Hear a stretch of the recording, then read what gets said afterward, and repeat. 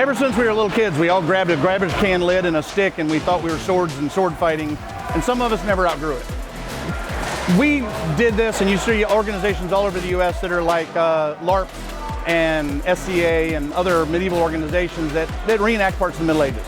Historic medieval combat started happening in Europe 20 plus years ago, and an event got formed because one nation would say that was best and another nation said their team was the best, and they finally created an event called Battle of the Nations about 13 years ago to bring different nations together in international competition to determine in both singles and originally 5 versus 5s like you see behind me.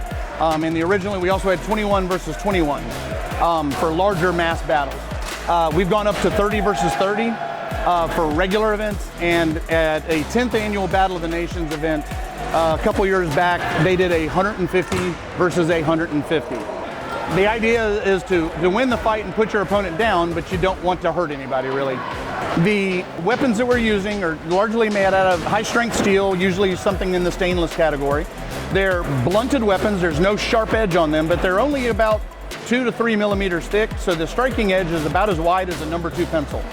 They are rounded and they're smooth, but that's still a whole lot of pounds per square inch when it hits either metal, or if it misses metal, comes into your padding or your arm.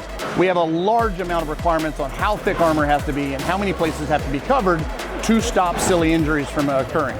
The idea is to cause a person to put their knee on the ground or fall to the ground because you're in a melee fight until the moment that something other than your 2 feet touches the ground. Then you're out, and as you'll see in some of the fighting, that means you lay down on the field because you're now a body, you're a rock, and you're an impediment to one or the other team. Somebody might use you as something to hide behind. Something might use you to trip over one of your opponents if you can shove them at the right time.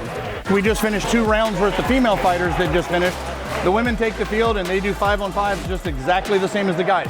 We don't have the women competing against the guys, although there have been mixed matches where for exhibition and stuff like that, we would have 5 guys, 3 or 4 women, on each team just to even the numbers up. Those are for exhibition, not for competition.